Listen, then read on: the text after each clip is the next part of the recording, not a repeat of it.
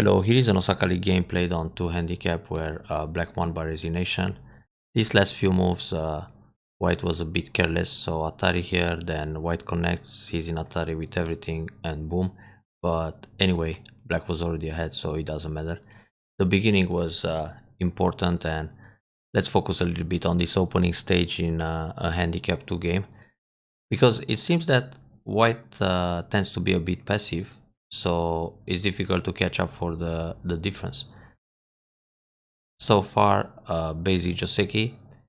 So if you want to play a bit more active and develop faster on the left side, it's okay to consider the hanging connection, but you don't need to complete the Joseki right away at c9, even though it's okay. I mean, in a handicap 2 game, you don't need to overplay too much, but you can overplay a bit, like for example, play c6 approach and then extend back to d9, or after c6 go for the attach and hane and get this kind of formation on the left side, which completes both Josekis in one move, this move number 13. So this is still a pretty balanced position and probably slightly better for black, but it's getting closer and closer. So to handicap, it's not such a large advantage. Well, in the future, good to play d13. And also, it's okay to play the peep like AlphaGo, because the shape is much more flexible than the solid connection. And now you can even attack from the bottom side. And then extend back to L3 and set up a moyo here, because when black extends on the left side to remove white's extension, white can always jump in the middle and fix the group. So that's a very difficult group to attack for black.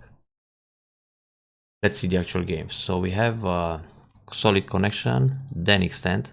Actually, even after playing the solid connection, it's possible to play c6, but in many cases, black will go for a pincer, then things get more complicated. It's not like black is always going to obey and defend calm in order to let you make the nice moyos. So yeah, it's much more proper to play the extension and finish up the Joseki. Another way for white is to play a Keima like this, or even an O-Geima, and then attack the left side and extend back to set up a moyo. So that's a way to develop fast. So far so good. Now black plays p3.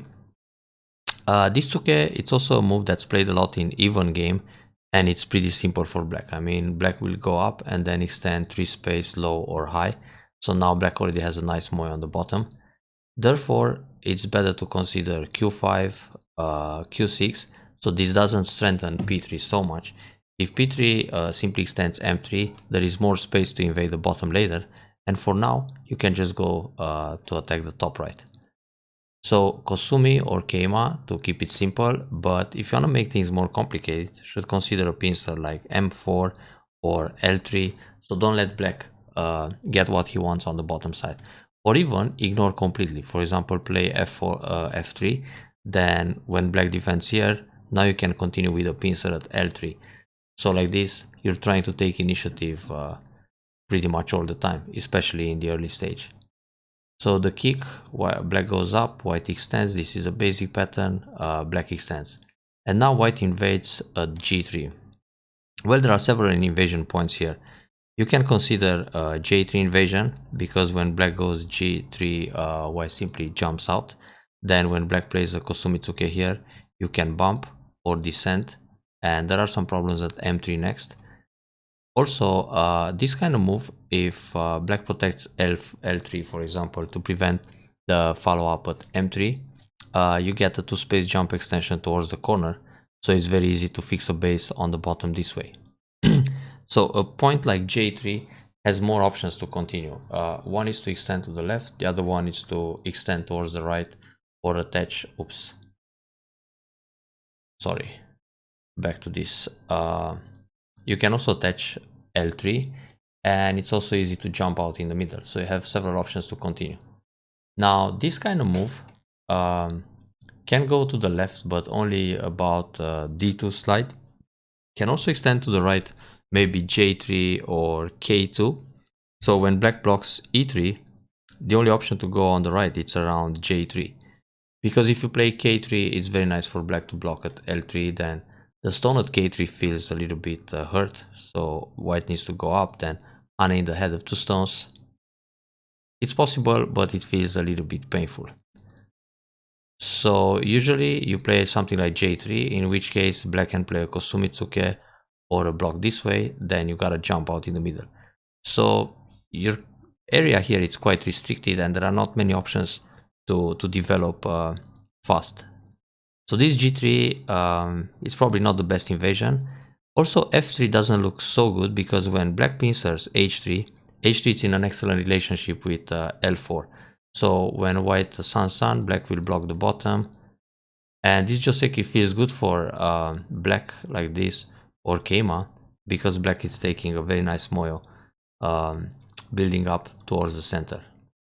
So another invasion point to consider, it's actually n2, because now when black plays m2, you just connect to the corner, and if black separates this move from the corner, you can jump out, then simply jump along the bottom side and leave inside the bottom. So for example here, if black cuts and wants to take the stones to stay safe, white is fine with the sacrifice. I mean, this n2 is just a bait, this kind of submarine approach.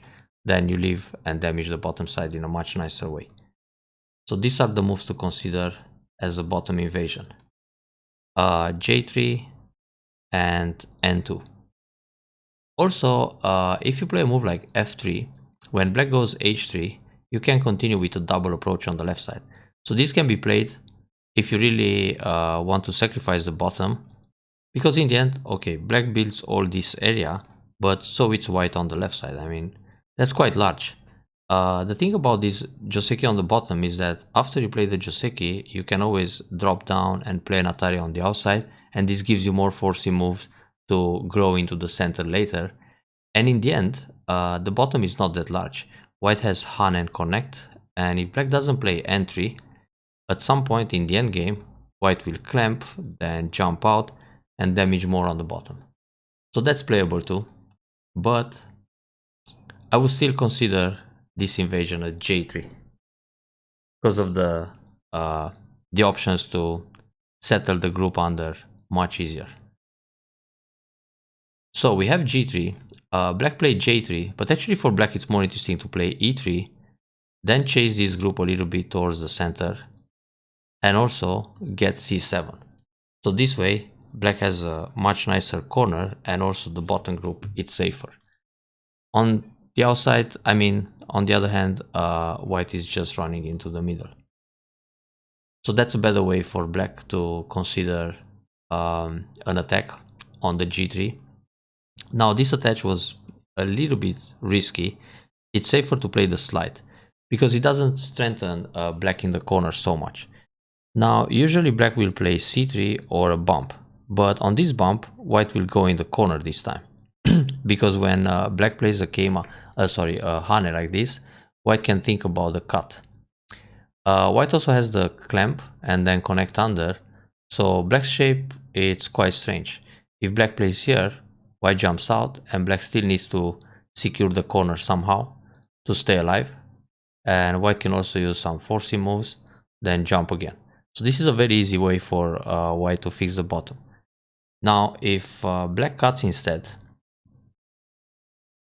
white cuts at e3 and black plays no b f2, white can go up, and this creates a miai between a capture at g2 or Hane in the head of two stones at d5. So when black rolls to connect under, white will Hane. If black tries to escape here, white pushes. If black goes down, white pushes again.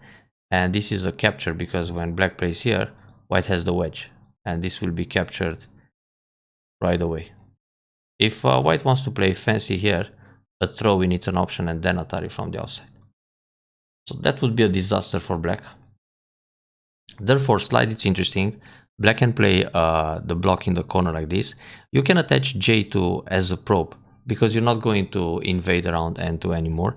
So this is usually a move to stretch the eye space on the bottom. So if black plays k2, you can just leave it like this, or later bump and black goes up, then push in the corner. If black blocks, turn, connect and jump out.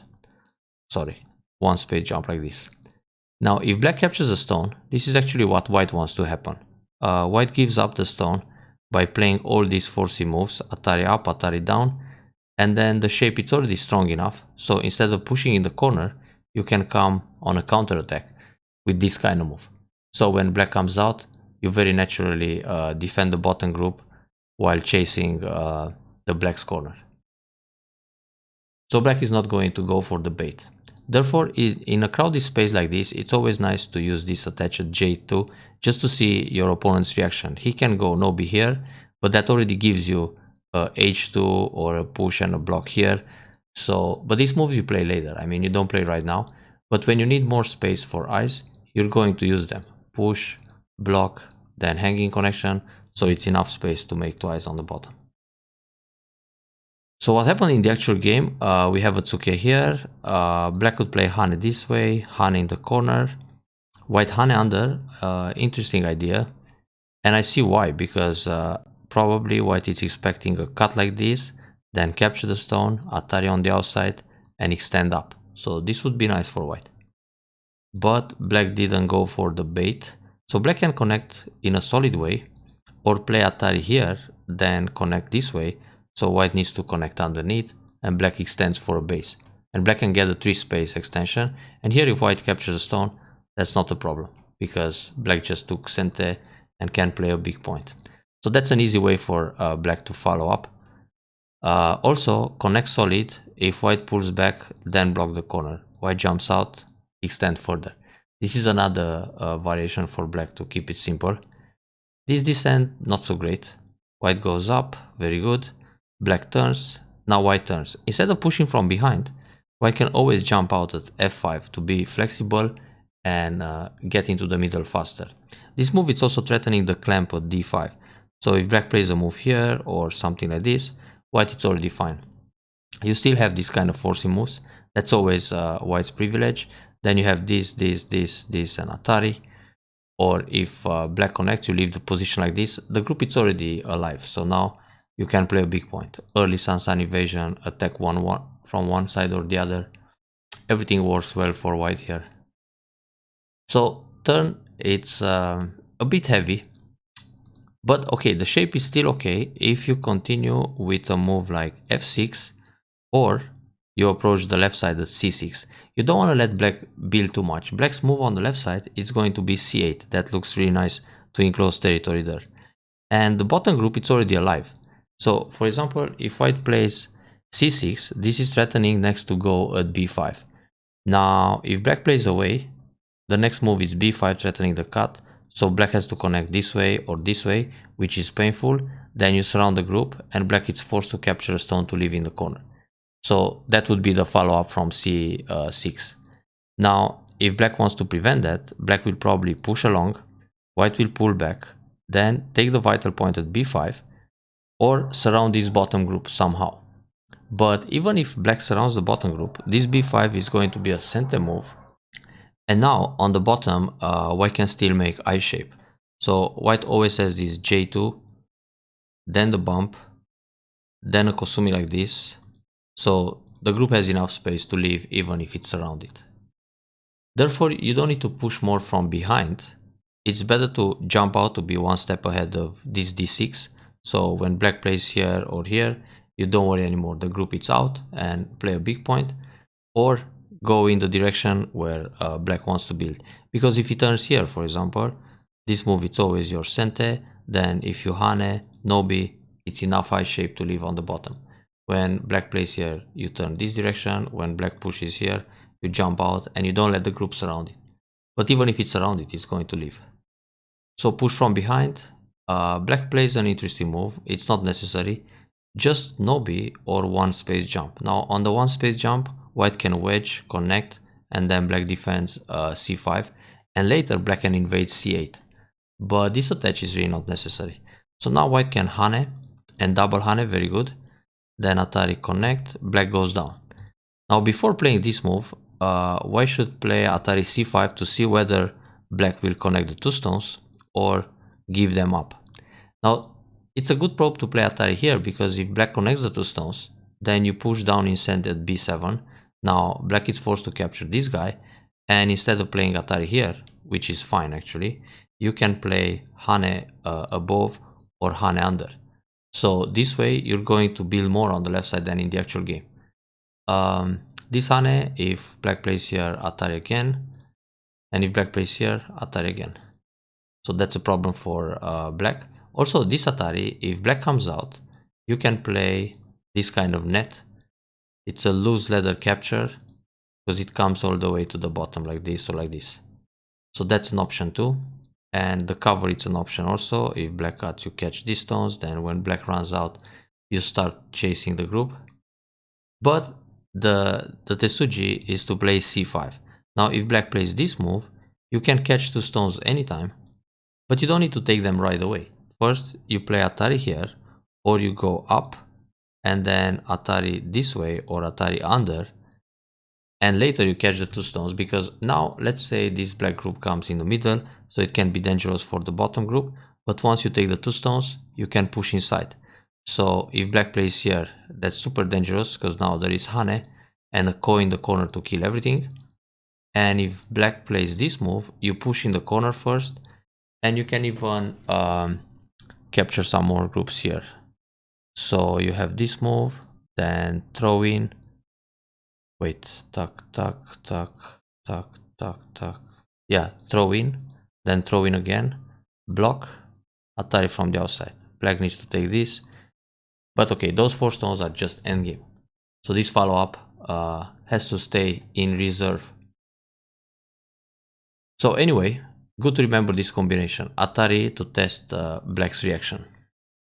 Now white comes out, and in the end, white end up with this cutting point at d10, but it's center for now. That's good. So yeah, play a big point. This is fine. The extension here actually leaves an evasion at m17, and also black can secure the corner and then invade. So it's better to play the slide and then extend to space, because now black has to do something on the right side, so white can extend again in the top, and if black extends in the top, the group is safe, and white will go all the way on the right side, which is generally center, then extended q10. So here we have the territory on the right, which is more than 20 points. This power on the left can build 10, 15, about 20 points with all the thickness in that area. The territory in the top, 5, 6 points.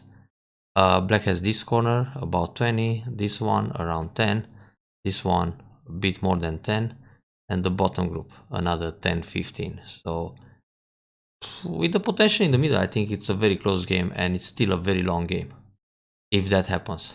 So when black plays q18, on the right side, it's quite large to play something, but if you play here, he can still invade, and in the top, he can also invade this way, which he did. So now black has the first chance to win this game, I guess.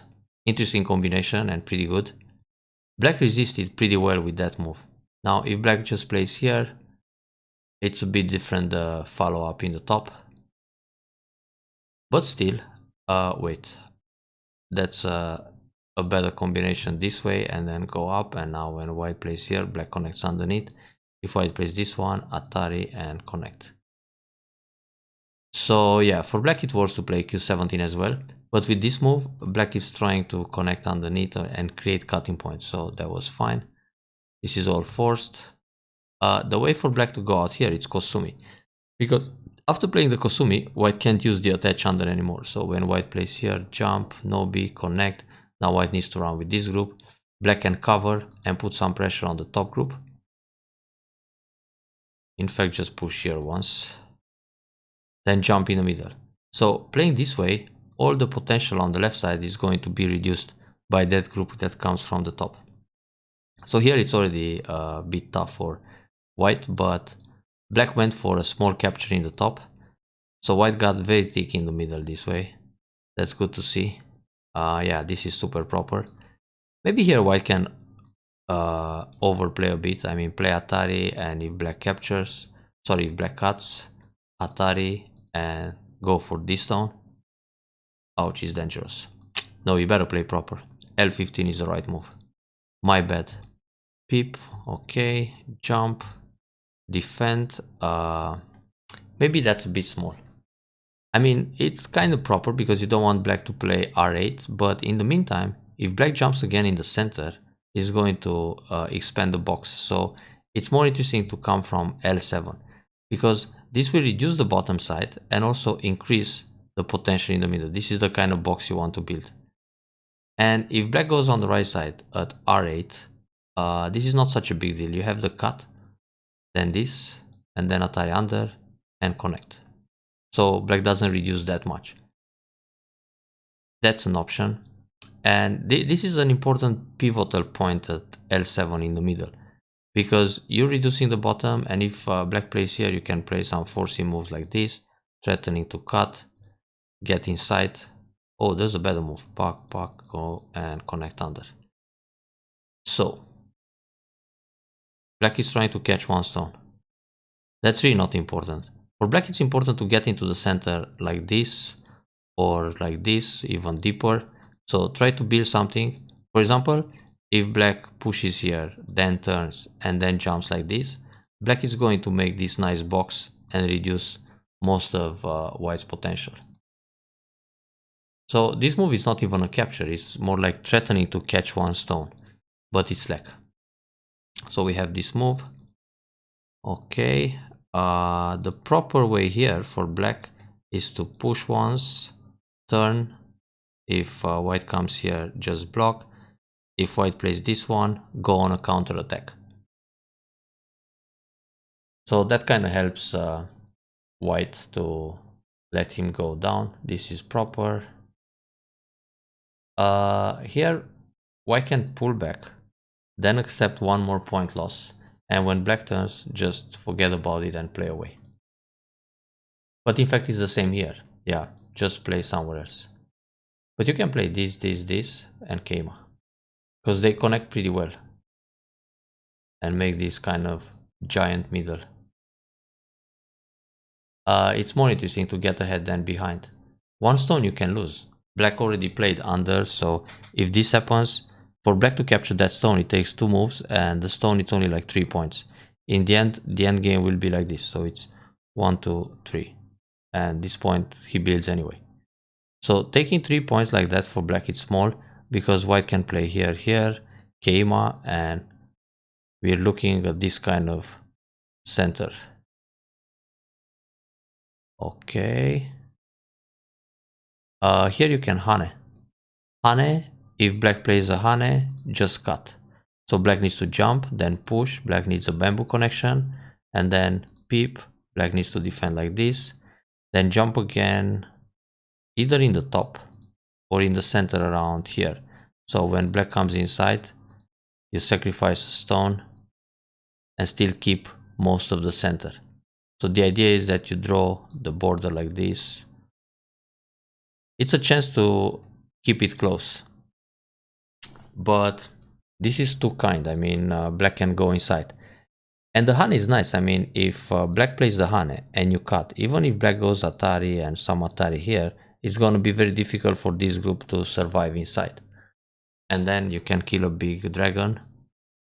And here it works to play the wedge, and then when black plays here, Atari this way or Atari this way. And if black again, it's ambitious, you cut from behind. Sorry, this is a misclick. Don't peep at the cutting point, just cut. So let's see, black comes inside. No, it's too small to capture that stone. Push again. If black comes out, you have Atari and the ladder. And if black cuts here, you just extend. If black plays here, you extend. If he plays here, you play Atari, Atari, Atari. Then you check this ladder. Or you check it first and then you play it. It works because even if he connects to that stone, everything will die. So that was just too slow to capture one stone here, because black can always play this move, then clamp and connect underneath. So you better play, instead of this move, you better push and then you block this way. And if you connect on the left side without capturing, just block here, black can always come inside from the left. So now it looks difficult to win the game. That's a strange move. Black should just turn, come into the center, keeping connected like this, and in the top for black it's interesting just to play a 1 space jump, not an attach, because this attach you just turn with Atari. You should Atari once. If black goes down, you can catch a stone, but that can wait. There are still bigger moves out there. So this one, black pulls back. The Atari is still more interesting to go into the top. Black builds too much when he connects underneath.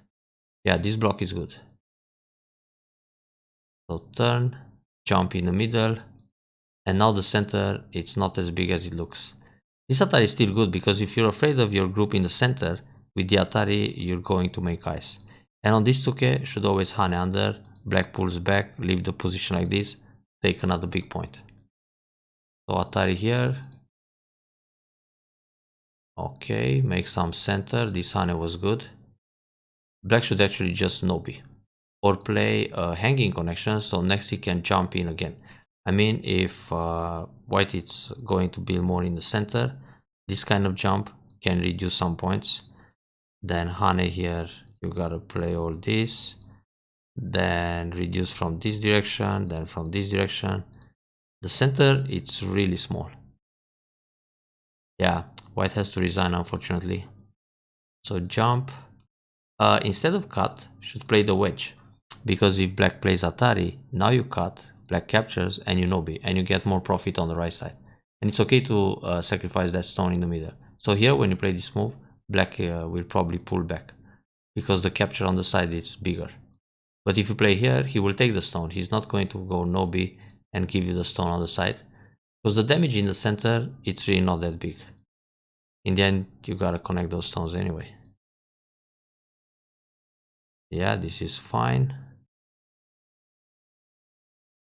But that's pretty much it. No way to come back now. So in this game, the early stage was really important. You shouldn't connect here. It's okay to go down, because when Atari like this, just connect. When Atari here, connect. If Atari here, connect.